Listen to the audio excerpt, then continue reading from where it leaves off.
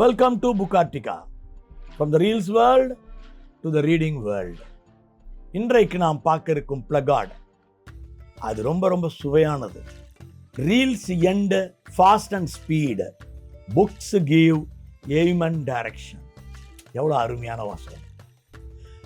அன்பு நண்பர்களே, இன்றைய புத்தகம் குழந்தைகளுக்கான குட்டி கதைகள். மிக மிக அழகான குட்டி கதைகள். இதெல்லாம் குட்டி குட்டியாக இருக்கிற ஜெம்ஸ் மிட்டாய் பார்த்துருக்கீங்களா? அது மாதிரி குட்டியாக வாயில் போட்டு சுவையாக சாப்பிடலாம். அப்படிப்பட்ட சிறப்பான கதைகளின் ஆசிரியர் லியோ டால்ஸ்டாய். தமிழில் இதை கொடுப்பவர் அன்பு நண்பர் கோமாக்கோ இளங்கோ அவர்கள். இதில் ஒரு தலை சிறந்த ஃபஸ்ட்டு கதை எனக்கு ரொம்ப சூப்பராக இருந்தது. ஒரு சிறுமி காளானெல்லாம் எடுத்துக்கிட்டு ரயில்வே ட்ராக்கை கிராஸ் பண்ணும்போது ரயில் வந்துடுது. அவங்க அப்படியே ஃப்ளாட்டாக படுத்து எப்படி ரயில்லேருந்து தப்பிக்கிறாங்க. செம்ம த்ரில்லிங்கான கதை. அதை விட ரெண்டாவது கதை ரொம்ப அருமை. அது ப்ளம்ஸ் கதை. இந்த ப்ளம்ஸ் கதையில் ஒரு அருமையான ஒரு ஹீரோ வராரு. அந்த ப்ளம்ஸ் வீட்டில் நிறைய ப்ளம்ஸ் வாங்கி வச்சுருக்காங்க. வாணியாங்கிறவர் தான் அந்த அருமையான சூப்பர் பாய். அவன் என்ன பண்ணுறான், ரொம்ப அவனால் தாங்க முடியல.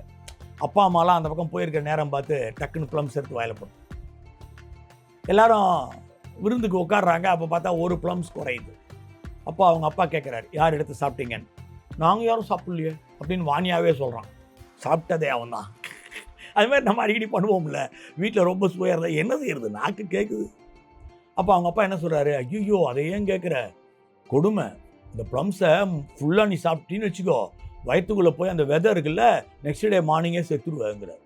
உடனே அவசரப்பட்டு அவன் என்ன சொல்லிடுறான், இல்லை நான் விதையை தூக்கி போட்டேன்றான். அப்போ நான் சாப்பிட்டது யார்? இது போன்ற மிக சுவையான அற்புத கதைகளை கொண்ட குழந்தைகளுக்கான குட்டி கதைகள் இன்றைய ஹீரோ ஆஃப் புகார்டிகா.